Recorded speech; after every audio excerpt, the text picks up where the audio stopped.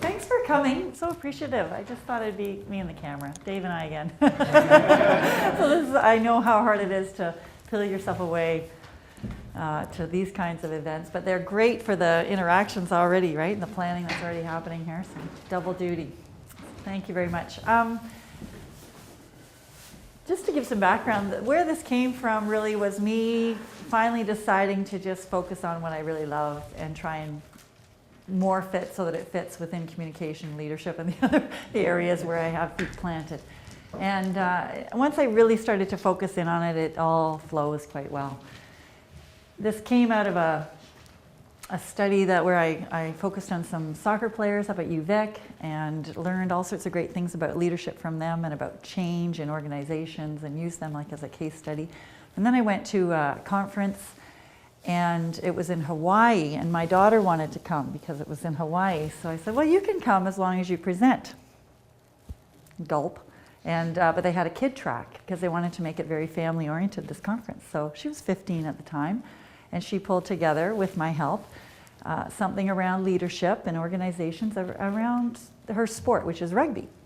And so some of the things, I think it's in the intro or the description of this session, some of the things that she pulled out of herself as we were talking about the sport of rugby, I started to realize, well, you know, there is so much sport can teach us, and so much that I'm interested in around this, and so many kind of parallels, and it's such a great metaphor. I've presented on sport in other areas. Hi, Colleen, thanks. Especially in organizational studies or organizational conferences, and I get a lot of people kind of, you know, anti-sport or anti-jock, or they immediately dismiss me because they think I'm a dumb jock or whatever. But I really think that's strengthened my commitment to this topic, because of course you have to really self-examine and examine the topic and the worth of it. Thanks, Marilyn, for coming, and Mary, wow. Should have brought treats.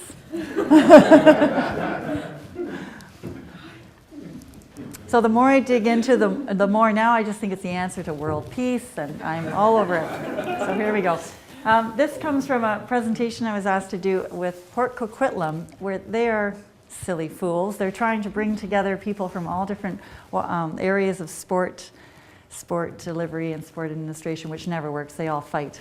But they're creating an alliance, and they wanted me to come and kick it off, and so I pulled together some of these ideas then. It also is based on a proposal that we put through SHRC for a Sport Participation Research Initiative to try and get funds to explore this concept, what value sport can really bring to communities and how it can strengthen communities. And we had just submitted that proposal, and I got this call from Port Coquitlam, the city, saying, we're doing a summit on how sport participation, like even these words, exactly the same words. So I went, did you read the proposal? Like, how could you have read my proposal? It was crazy. I think these kinds of alignments come through quite nicely too. Just if you don't know who I am, I think everybody does though, here. Background, I started as an English teacher and ended up in organizational studies. You can see the links. And then in communication, there we go. But I have a background in sport and always draw on that heavily in all the work that I do. I'd like to start with a question of you all. I think everybody's experienced sport to some degree, whether you've participated yourself or watched or had children or friends or whomever. And what has sport taught you? It doesn't have to be positive. What has sport taught you? And can you turn to your buddy beside you and just share the answer to that question?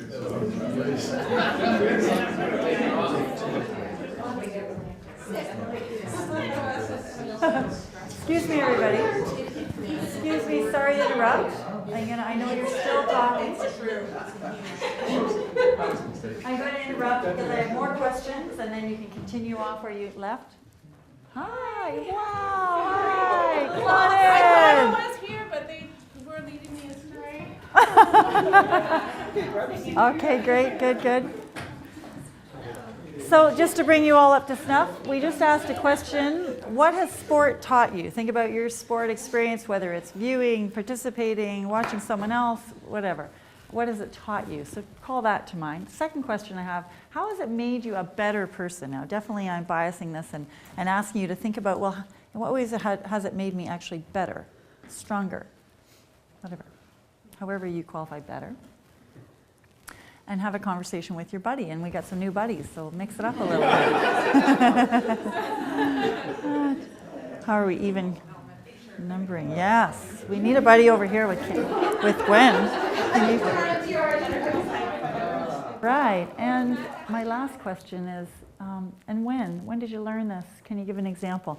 Because I think you could probably feel these burgeoning inside of you as we were talking about some rowing and dance and volleyball, and the moments start to come up for you, you know, that time, or you mentioned Christy on the volleyball court, you know, and everybody has these moments of brilliance, and it's so fun to watch. And, well, what was that moment, and when did that happen, how did it happen, what was involved? Can you kind of flesh it out for us? Can you think of a memory that you have where you were watching or participating yourself or experiencing,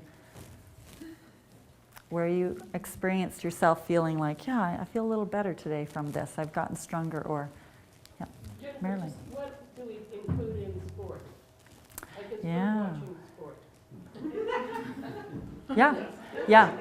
And, you know, I was saying this presentation came from a place where I was presenting to all people who were totally enmeshed in sport, right? But to me, I think everybody experiences it to some degree, not always positively, not always negatively, right?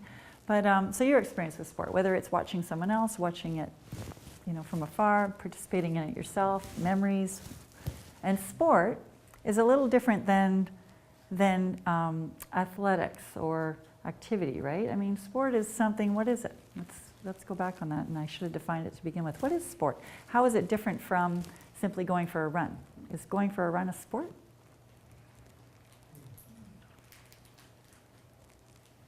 I see sport as like a team thing, Okay. but it might not be. No. But that's how I was thinking. Yeah, and yet there are individual sports, but are you still surrounded by team? Is it still a team sort of feeling? Yeah, Is there a competitive nature to sport as opposed to just going for a jog? I think so, yeah. But you're competing against yourself at that point. Mhm. Some sort of challenge. Yeah, So they definitely have goals. yeah, structure of some sort. There's rules or guidelines or something. So tiddlywinks? Sure. Actually, the Brits are very serious about tiddlywinks. Right on. I knew the tiddlywink champion, Britain, actually. That's why I'm asking. Very competitive. Yeah, and as I listen to people, there's often this kind of hierarchy we apply, and yet I think, well, as long as there's those components of challenge and collaboration of some sort, and maybe some goals or competition, I mean, it's a sport. It doesn't matter what it is. So instead of the pairs now, I just want to ask people if you could share an example, a story or a memory that you have of a time when you really felt like you learned, you know, I heard humility over here, or I hear collaboration, or these concepts. Can anybody share a moment or a time? Well, it's my son, but I was just telling that about my son. The first year he started hockey, he didn't know anything, and the coach was so awesome that he just had everybody playing at once, and by the end of it, like they won, like the whole thing. And so the next year, the coach, he thought he was a rep player, or a rep team, but it was house league still, and he only played as good people, and they didn't end up winning. And my son lost interest in it. And then the next year he went in, and he was the older of the two, and so he ended up taking on a leadership role because he didn't want the kids to be, you know, like he was the year before. So I thought that was cool, that he, instead of just quitting altogether, he took on that role, and Yeah. so. And where do you think that came from, his decision? To take on, it's probably all because of me, but.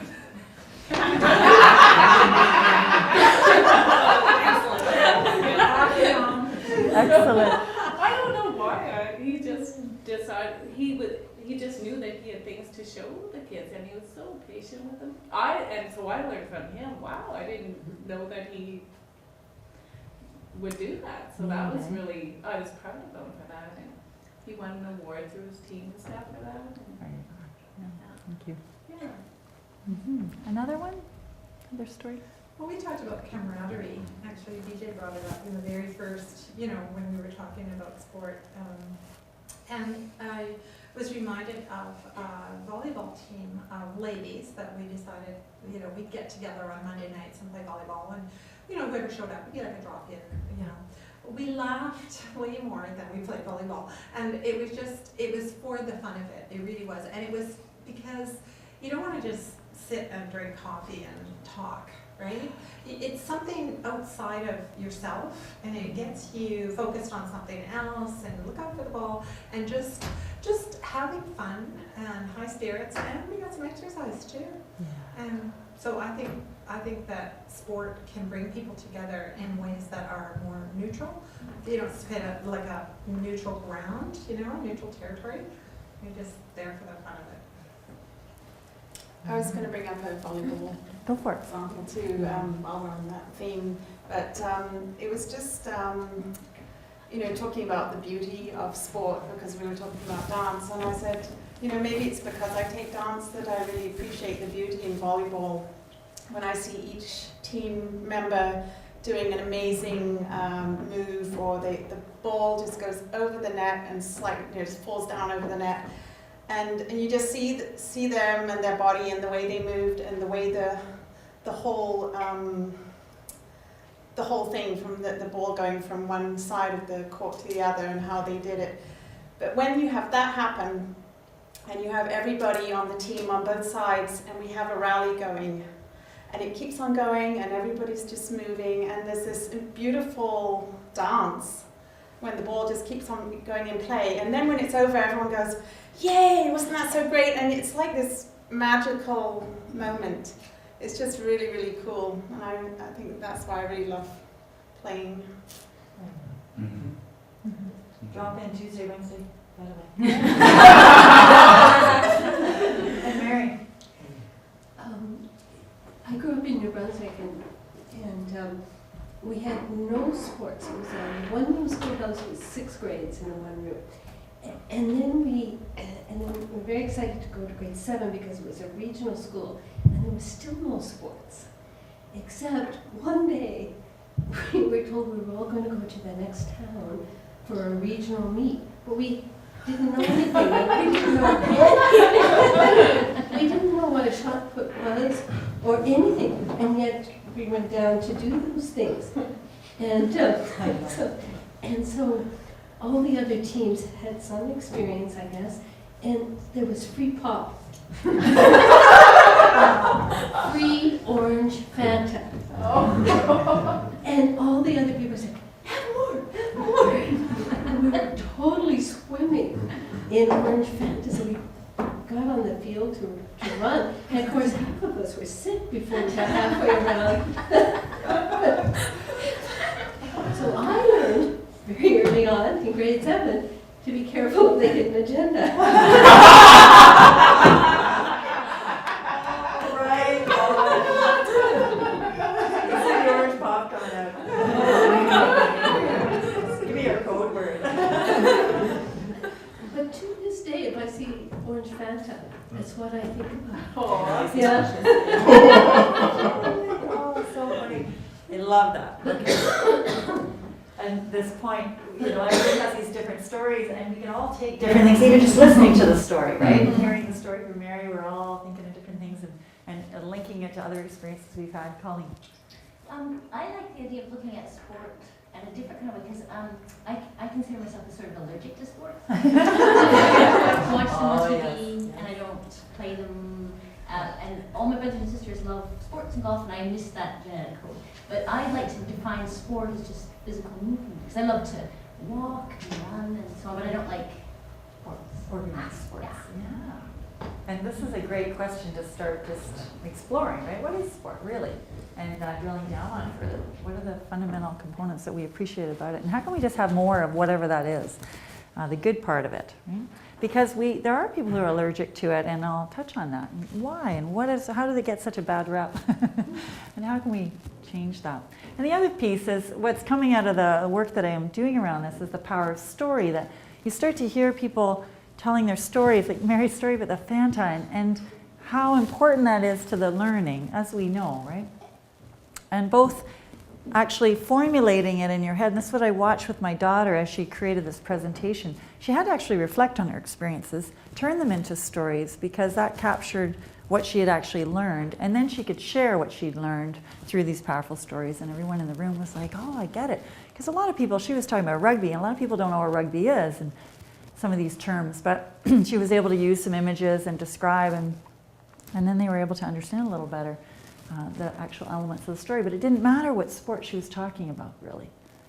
And you look at these images, you know, like what? Look at the ground there. Where is this? What's going on? Why are there boys and girls? And obviously playing soccer, but what's the story here? What's happened? Are they celebrating a win or a hit, or are they getting free orange pop? You know, and there's so many stories. And then of course we have these really fundamental stories to sports history, right?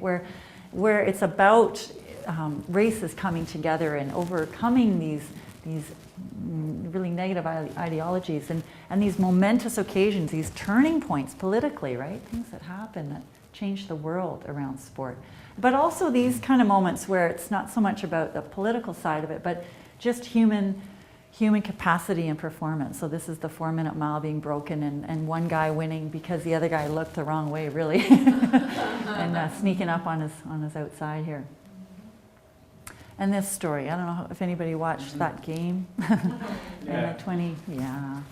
So neat. It was my little boy and I alone in the TV room. We were the only ones who could tolerate the overtime.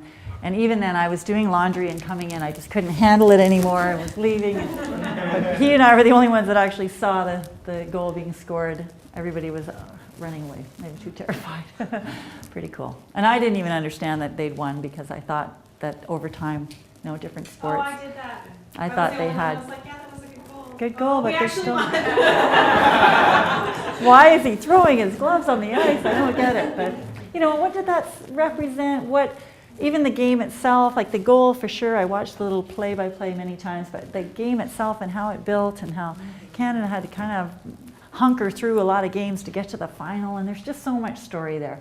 Sidney Crosby, 22 years old, and he saves the country with this crazy thing, this sport. You know, what does it really all mean? And some people would think that we give way too much attention to something like hockey game, and others just think it's the end of the earth. And I'm just so fascinated by all those dialogues and conversations. A big thing, a big learning for me through sport, and now as a mother and a coach, is that, you know, I'm really learning there are so many ways to win through sport. There's winning a medal or the race or whatever it is, but there are other ways to win. There are other wins to be made through this activity. And that's really what I really want to explore, because I want to help kids and I want to help the world. So when I started doing research around sport and its status within our country and within the world, you know, 80% of Canadians really believe in it. They do love it. They're not allergic to it. They believe sport participation is priority, that it promotes positive values, and we say these things a lot, right? Teamwork, collaboration, all these things. But there's not a lot of study or research done to understand what is it we really do get out of sport. There's a lot of organizations like Sport for All, the Right to Play, these kinds of things that are focused on international development and bringing sport to third world countries, and supposedly that's going to help transform these countries and help the little kids there, right? But we don't know how it really works. It does work, it does have an impact, but the fact that we don't really know how it works, to me, means, wow, we could be leveraging this much more effectively. And tons of work has been done around this. Yeah, we see these outcomes. Look at all that has been linked to sport. Wow, really, it's the answer, isn't it? But is it? Like, do we really know? There are links, but no causality, right? We don't know for sure. But at the same time, people hate sport. They love it and they hate it. There's a huge decrease lately, and I'm sure there are many factors contributing to this. 60% decrease. That's huge, right? In 10 years. We're seeing increasing incidents of doping, abuse, cheating, violence. There's a real winning at all costs attitude. So much pressure around it. We think that there's, you know, a lot of factors involved in the decrease. There's a lack of coaching support because of these pressures. There's a lack of time and resources. So we're trying to understand the landscape of sport. Jim? Yeah. if they have a figure like 60%, there must be a definition of what sport is in that case. Yeah, Do you- organized sport, so that really kind of static definition, I think, but would be not necessarily team, but anything that's organized. Like badminton might be an individual sport, or tennis, but it's still considered an organized type of play. Yeah, so walking and running, just on its own, going out for a little run wouldn't So constitute like through an sport, organization. but through some Yeah. sort of organization, yeah. Okay. School or NGOs or So whatever. there could have been an increase though in like running clubs and things like that, or little volleyball impromptu Monday night ladies. Yeah, there might be. Could there, or Maybe. could there, or do you not think? And I would think they would base this kind of data more on things like sport organizations and schools, right? It wouldn't be so much on the more informal, but yeah, I mean, this is the kind of stuff that needs to be explored. Is it really decreasing? You know, and who are we really, is this kids? Is this adults? What is this really? What does it mean? So it means less organized, because the survey could be, like you said, they Just what they have. what they can touch is only organized sports, right? Yeah. Individual, family thing, like they cannot actually get the data, so that's why it's 60%. Yeah. And I also had, the cost of it, like Mhm. our friend, like, start to have the hockey thing, then it's $500 easily, for all the equipment. Yeah. Before And we- even you start. And we definitely know it's moving out of our schools gradually, isn't it? In some Yeah. countries, it's definitely gone out of the schools and into and then, yeah, there's always a cost, and then that separates people, right? Puts them in a difficult situation. Okay, so you can see there are gaps. There are things we sort of say, but we don't know for sure, and I really just want to understand what it is that we could get out of sport better. How, maybe it is about moving it out of the schools and into more informal situations, more family, making it more accessible. I don't know. But do we want to make it more accessible in the first place? My big question is, well, why sport? Is it even of any use? And can we make it of better use, of better value to us? So starting with a study on interviewing athletes, coaches, sport administrators, educators, parents, trying to get more of a general view of the sport landscape. So yeah, I could talk to athletes, but they're not always able even to articulate what it is they're learning or experiencing through sport. Their coaches, their parents, as Jeannie was talking about, I want to get a full sense of what's really going on through sport. And I want to know what values, principles, and life skills does sport actually teach. So we talk about collaboration, but if you really drill down with an individual and ask them about their sport experience, like I've been doing, it's interesting that collaboration might not be the actual word. That's something that it's quite pat, and we say it a lot, but it's actually more about, the hidden agenda when I really think about it. This is what I've really taken from that experience and learned and carried with me, because every time I see Orange Pop, I think of that, or that kind of a situation, it comes to mind. So what's really sitting within you from sport? And when I started to reflect on my own experience, the concepts, the values and principles that I learned through sport were things you don't hear very often, and I'll share some of those a little later. And again, watching my daughter articulate it, it was a lot. They weren't as cliche. They were very specific to her experience and her sport and her life, and what she then used within her life, what she needed within her life. And then how do athletes learn principles, values, skills? Yeah, they can learn how to cheat. They can learn how to beat on someone. They can learn all sorts of bad things from sport too. But what I'm interested in is how can they learn great things from sport? I was chatting with a program associate in our school about her son who lost a big soccer game this weekend, and she was describing the whole scene and how it had been facilitated so poorly, and really they were kind of set up for failure. And I said, oh, there's that great example of how it could have been leveraged in a certain way if the coach had just understood, how to facilitate the learning a little more effectively, right? Things can be spun either way. So how do athletes learn values, principles, life skills through a sporting experience? Who's involved? Where does it happen? How does it happen? What's it take? And then what is it going to take to transfer that learning to people in society as a whole? How do we bring it out into life? Because people can learn all sorts of great things through sport or any activity, but do they actually take it with them into their real life?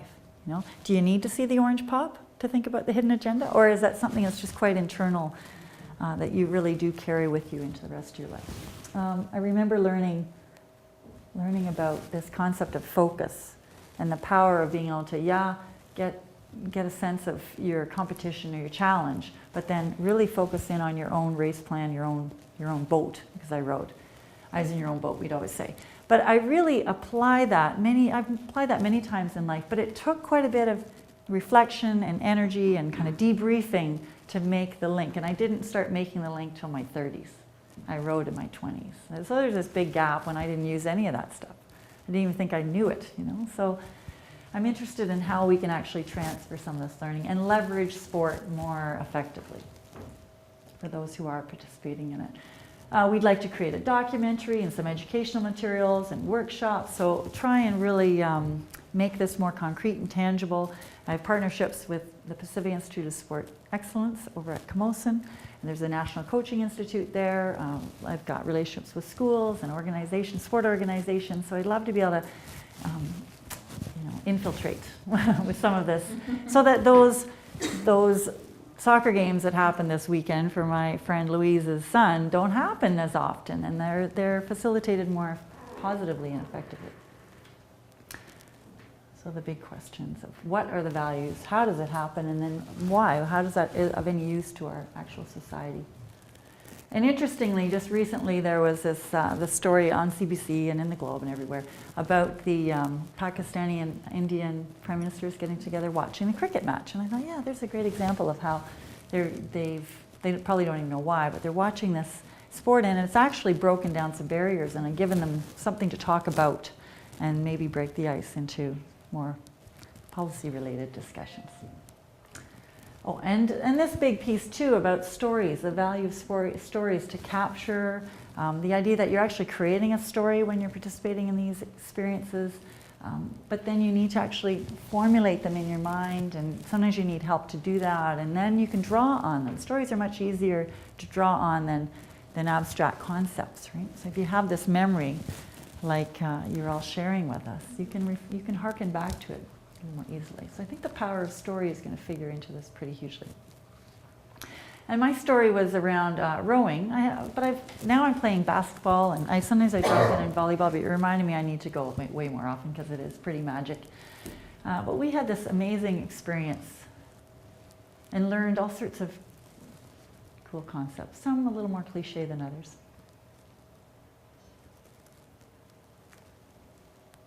And so I started this whole process just reflecting on my own learning and what did I learn from sport, and what do I use nowadays, and what do I use in my professional and my personal life as a mom and as a coach and as a partner.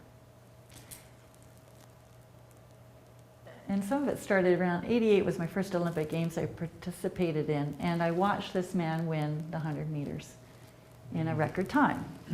And I was leaving. I was in the airport, and the story had come out that his medal had been taken away, and I refused to believe it. I was just, nope, that's all a sham, there's no way.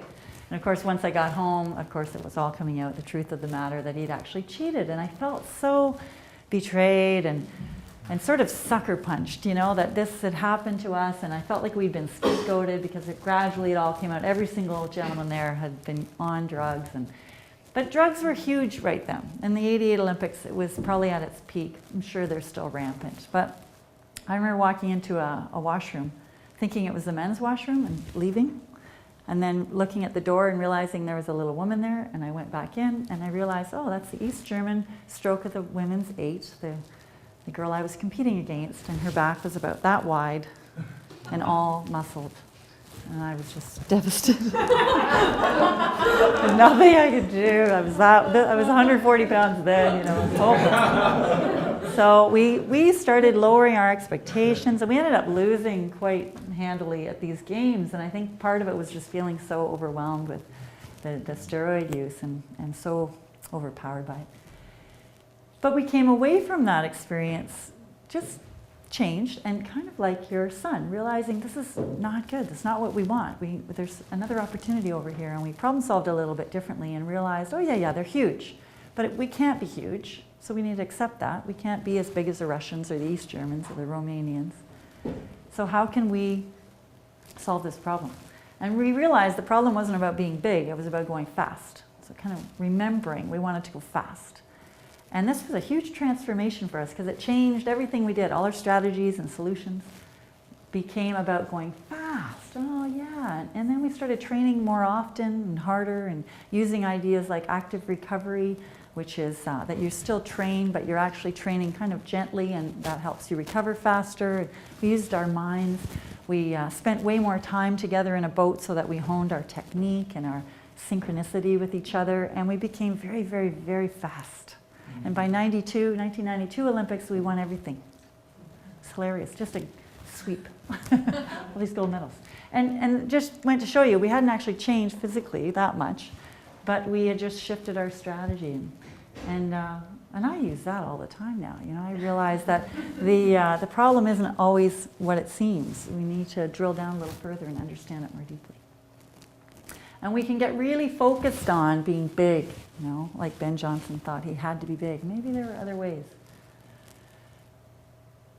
Even at the World Championships before the 92 Olympics, we confronted all sorts of what would be conceived of as barriers. It was our second race that we had to do, and most people don't do 2 races. We had a huge wind against us, a headwind, and we were light, so we had to face this giant wind. The size of our competition hadn't changed. The Russians were still big. We used to look over and squish their heads. It made us feel better. Because they were about 180 pounds, you know, they were gigantic. And we had this false start where you're sitting there, you're very nervous. You're going to have this final race, and you've spent 10 years training for it. Everything's on the line, even though you're going backwards in a boat. It really doesn't matter. You're sitting there at the start, and they called the start, and we went, and we had this great start, and we were out in front, and then they blew the whistle to come back. Because the Americans hadn't left the gate for some reason. Something had gone wrong with their boat. So anyway, we all come back. Well, then you're like, and really ineffective. We started again, horrible start. We were in 5th place. There's only 6 boats in the race. Right? So we're quite far back. And so we had to race from behind the whole way. We've got this big wind blowing against us. We're all skinny weaklings. Horrible. But we just kept our eyes on our boat. We focused on our race plan, which we knew if we executed it, we could achieve our optimal performance, and that's all you can do, right? And it happened to help us win the race too. And the Russians led the whole way by quite a bit, but we just kind of crept up on them and took them in the last little bit. They started losing their focus and looking at us and, you know, focusing on us instead of themselves, and we snagged the gold from them. So problem solving just a little bit differently. This idea that if you keep your focus, confidence will be strong. And I apply this daily now and help my kids to understand it too. Oh, there's a great, eyes are not in their own boat right there, and they're losing. You can see this boat ahead of them for good reason. I often think of Rose, eyes in our own boat. And this opportunity and adversity, you know, when we're under stress, there's always an opportunity for growth. Right? That which does not kill you makes you stronger. Vision as leader, huge learning here. We had a gold medal standard. Really integral for me, and I apply it again all the time now, but not until I had actually downloaded it within myself and reflected on what this really meant. But yeah, there's a gold medal, or there's some goal that we have. We want high enrollments at the university or whatever, but what does that actually look like? What does it really mean? Is it just high enrollments, or do we want to be, you know, a great university that provides amazing services to these kinds of individuals, fills this need, right? What is it? Articulate it, be clear around what that standard actually is. And then figure out what it's going to take to get there. We had to define our focus, problem solve those barriers. It wasn't about being big, it was about being fast. It's not about high enrollment, it's about being a great university and filling a need. Being really clear on what that is, defining it, setting goals, and then follow through. Asking yourselves all the time what it's going to take. So these are some of the, I won't go on too far. Oh, this is a great little example of a team. They were supposed to win in, I think it was 96 or 2000 or something. These guys had won everything, and then they got to the actual day of the Olympic race, and they lost horribly. Everything just kind of fell apart, and they lost sight of their goals and their purpose and all the training they'd done, and they just freaked out. But the following Olympics, 4 years later, they ended up winning quite handily and to pull it all together. A lot of the same guys. And keeping your vision as leader and not getting pulled away from that and distracted. So critical. But it takes a lot of work, right, to figure out that focus. And it's not just about the jacket. Although it's quite nice. It is amazing. And other things that we learned. I won't go into too much. Strength and diversity. You know, we talk a lot about strength and diversity, but to really experience it and have it internalized and then apply it out in the world, right, takes you to all those other levels and takes a lot of work and a lot of facilitation. I often use this image of pencils. You know, there's a fable, a dad trying to help his sons work together better, but he has 3 sticks together and he says, look how strong they are when they're held together. It's really difficult to break. And you can try it with 3 pencils. Really difficult to break 3 pencils, even though they're just skinny little things you can snap no problem. When you put them together, the interaction and the support and the tension and all these things, principles of physics really come together to make it quite strong, right? The stronger than the sum of the parts. But integral to that is that idea that you need to be an individual first. So you need 3 individuals to make that work. So, you know, being 100% you is so critical. I say that to all my students all the time. But really getting that means you have to have experienced it somehow, right? And I definitely experienced it as part of a rowing team. There's this saying, your team is only as strong as your weakest link. And I hate this saying because I think it doesn't apply to teams. That's just a group of individuals. A team is when you are aligned, like those 3 pencils, aligned, unified, strong individuals, aligned and unified. That takes work. How do you get aligned and unified? Right? So more like a cable. And that also means that if you pull a strand away from the cable's still strong. Right? We had an injury in 1992, a significant injury, and we had to bring in a spare, and it made no difference. We were still the winners, you know? Because alignment, unity, focus, all was intact. So I think this is what we need to strive for as teams, right? Which takes a lot of work. It takes understanding and dialogue and interest and commitment and shared focus and a lot of drilling down with each other and making sure everybody's on the same page. It takes a lot of energy, but it's worth it. Each strand compounds a strength and the cable endures any kind of fraying or broken strands because of it. And this I've mentioned already. This is a big one, and I think should probably come out in more of the interviews that I do, and we'll see. But for me, again, collaborative competition. We'll be talking about this in our next Rose to Research. We're going to try and model this, actually. So Carolyn, Ricker Monroe, and Ann Dell and I are going to be talking about collaboration, and I'll bring the sport piece. But this idea that we need everybody to be at their best. We need to compete and challenge one another. Competition isn't a bad thing unless you're trying to destroy your opponents. I heard a panel talking about Stephen Harper this morning on CBC and how he wants to destroy the Liberals. And I think, oh, that's so silly. Why would you want to destroy your competition? They help you be stronger, right? It's an important factor of growth. So this idea of collaborative competition. When we lined up at both Olympics, we looked across. We didn't know anybody in 1988. 1992, we looked across, and that was the year we won. We looked across, we knew everybody. They were like our sisters. We trained with them, we lived with them, we knew everybody from the US, Romania, the Swiss, the Australian, the New Zealand, everybody. We trained with them, we'd met them, we'd gotten to know them, and we wanted them to be strong. You don't want them to be sick out there because, so what if you beat them then, right? Competition is good if it's facilitated well. If it's facilitated in a way that we try to destroy our competition, then that doesn't really help anybody. It's a lose-lose. You have no one to race. So these things that personally I learned, and now I want to know, well, what have other people learned through their sports? Because sport is kind of in crisis. This is a guy taking a fall. I don't know if you've seen some of those videos out there, and soccer's picked on hugely. Rugby always contrasts with soccer, makes fun of soccer, but guys taking dives, right, pretending they've been injured when really they haven't, and they're just trying to get a call against the other. Coaches freaking out on the sidelines. I wrote a letter to a school in Vancouver about a coach I was watching absolutely berate these high school girls on his team. And the girls loved him, apparently, is what my response was from the school. But it was abuse, as far as I could see. He was yelling at, telling them they were garbage and that they didn't deserve to play the game. And I thought, wow, what's happening? It's so destructive. the drugs, the steroid, the cheating. How can we find what's good in sport and leverage it more effectively? What is it kids can actually learn through sport? First of all, how can they learn it in a way that's going to stay with them? There's my daughter in the middle of all those boys. She's still in the middle of boys.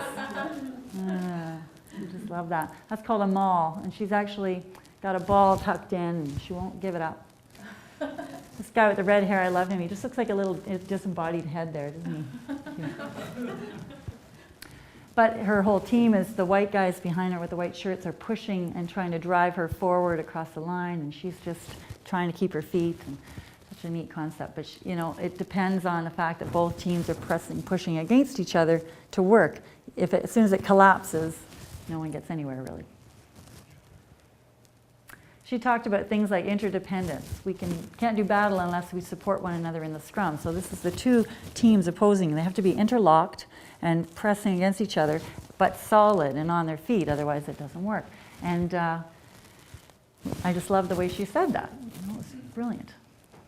I want to find out what other kids are learning. She talked about passing backward to go forward. This is her sport, rugby. You have to pass backward all the time. You can't throw it forward like in basketball or something. But she said, that's great though, because it allows people to get up to speed. I thought, organizations could learn that, couldn't they? To set people up in a way that they're up to speed before they get the handoff.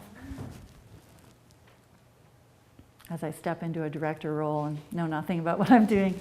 And creating your confidence. She talked about how she had to make the biggest tackle on the biggest guy right away to establish herself. Girl on a boys' team. And so she had to create her own confidence, create her opportunities to build confidence and leadership. She talked about respect being earned and looking for those opportunities to demonstrate your capacity. So don't just expect people to respect you because you're strong or fit or whatever, but looking for opportunities to demonstrate it. Joshua Geiler, our past director, would say to me, you have to know people, which I think I'm pretty good at, but you have to be known as well. And I realized, thank you, yes. Good reminder. And everyone has a role. A lot of sports are like this, right? Everybody has a role. Rugby's a pretty good one for this, in that you have these little tiny scrum half guys, and then you've got the prop, who's the typical rugby player with no neck, where it goes right from their ear down to their shoulders. But there's so many different kinds of positions within the sport, and so many people can find a place for themselves. A place for every body in rugby. I think when I see it experienced in a positive way, I see such an opportunity here that we're perhaps not leveraging as well as we could. For clarity and creativity and confidence. Kids who come away from some great experience through sport, not always a win. I've had rowers that I've coached who said, that was the greatest race ever. We totally lost, but man, we felt like we were really together and we really accomplished our goal within that scenario. No, we didn't win the race, but we had a good race. And other times where they'll win it, but they feel like, but it was kind of too easy, or we didn't work very well together, and we were kind of fighting all the way down the course, so it wasn't a great race. So these things that they can learn, I just wish we could leverage it better. And this is what links to there's human capacity, a potential for human capacity development within sport, but social capacity, because then you get these kids coming out of these experiences empowered or having these tools or insights or abilities that will of course be experienced socially. And we see that with the sport for development kinds of initiatives, right? We know there are some positive outcomes out of these sport for all and right to play kind of initiatives. We know that they're showing positive social outcomes. But we don't really know how it's working or how we could do it better. And again, this power of story. Adam Van Couverden's just a favorite story of mine, where he shows up for a race to get on the bus to go to his race. He's won a bronze medal in a 500 meter, let's say, I don't know all the details, but I just focus in on the stories. He gets there for his bus, it's late, it doesn't arrive, he can't get there, it's his final in this other event, a 1,000-meter race. And he's all panicked. He gets there by calling a cab. He arrives, realizes he doesn't have his music, he doesn't have his hat. And it's boiling hot, it's Athens, And he doesn't have all this kind of preparatory gear to get ready for this race. And what he does is he just problem solves a little bit differently. He asks himself, well, what do I need? Why do I need my music? Because it relaxes me, it gets me in the right headspace. I can sing. I'll sing to myself, I'll hum the music. I know the tunes, so he does. He then thinks about the hat. I don't have a hat. Why do I need a hat? Well, I need it because it's hot outside and I need to keep the sun in my eyes so I can focus better. I'll borrow a set of sunglasses or a hat from someone else, right? It doesn't have to be the hat. And you realize people spend so much time trying to find what they're missing, right? Instead of just thinking about what it is they actually are missing and how I can replace it another way. Just relax. And I think, man, if we could empower kids with that kind of capacity to just problem solve in a different way, wouldn't that be great socially? The power of values. Michael Connelly is a triple jumper from the US, 84 Olympics. He's going to win. He has one or two more jumps I think he has to do, but he's pretty much got the gold medal sewn up. He has two jumps left. He takes his jump and foot faults, so that one doesn't count. Right? All he had to do was just complete the jump and he'd have the gold medal. He doesn't. He has one more chance, but now the gold medal hangs on the balance, right? If he screws this one up and foot faults again, which is pretty typical of athletes. Once they kind of get focused on the fault, that's what they're going to do again, that self-fulfilling prophecy. He said afterward that he just took a moment and asked himself, so what if I lose? If I lose the gold medal, what does it really mean? And it reminded him, brought him back to his core values, which was about his family, just doing his family proud, performing at his best, and he realized all I've got to do is do my best. It's not about not foot faulting, it's about doing my best. And he ended up breaking the record. He ended up surpassing all his previous achievements and just kind of flying on these wings of his values, his core values. Some great stories out there. And I think these are the kind of stories I share with kids now as I coach. And imagine the things they can learn from these individuals, right? Claire Hughes, who writes joy on her hand to remind her of what's important when she's skating in the final. The work that she's done for mental illness and all sorts of charities. She's just such a great role model. Silken Lauman, a great story of just intensity. She's such an amazing person. You'd think you were working hard, but Silken was always working harder. Like she was always compelling you and inspiring you to work that much harder. She was, it's kind of an old story now, but she was training in her single rowing shell, warming up for a big race in Essen, Germany. Wicked conditions, really big waves, very, very cold, May in Germany, lots of rain, wind, and there wasn't a lot of organization before the races, so we were just kind of warming up willy-nilly. She was doing a start, so as hard as she could possibly go for about 10 strokes just to get ready for the race. And a German men's pair, so they're like 220 pounds each, were doing a start as well, and they collided. And these boats are made of a very thin veneer of wood, and when they crash, they can break and splinter. Their boat splintered, and she was at the catch in this position at point of contact, and their boat sliced off half of her calf muscle. Shattered her ankle. She, of course, is in the water because her boat's in splinters. Hypothermic. Yeah. This is May. Olympics are in August. She's flown home and skin grafts from her thigh. You can see the bandages there onto her calf. But here's an amazing woman. She decided, well, is it possible? Can I do it? Can I still compete at the Olympics? She sat in her hospital bed and started lifting weights in her hospital bed.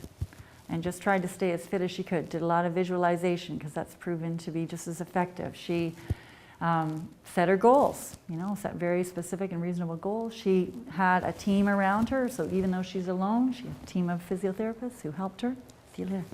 And they constructed a boat where her feet didn't have to move.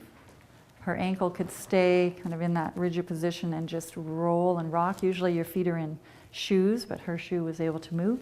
And they just problem solved all the way through this.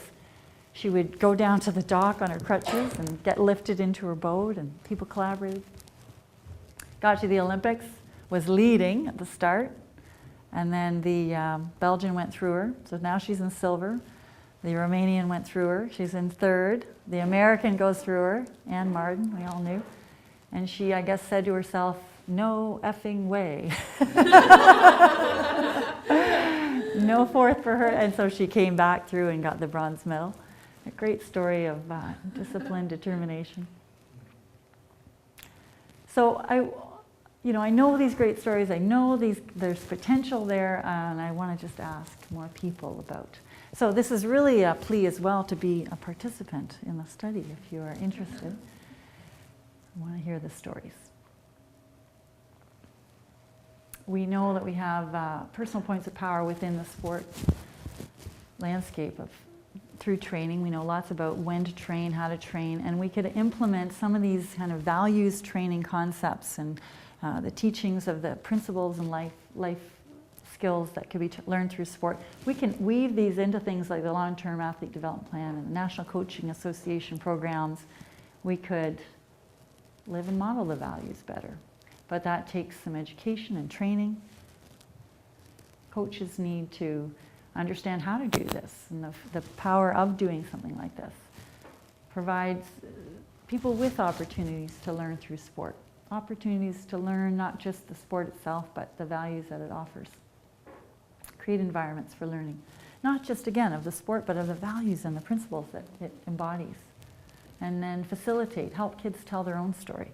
People tell their own story. That's it. And I went along too long because I told too many stories. I didn't plan to, sorry. Thank you. And I wonder if you have any questions or if you'd like to sign here to join up on the study.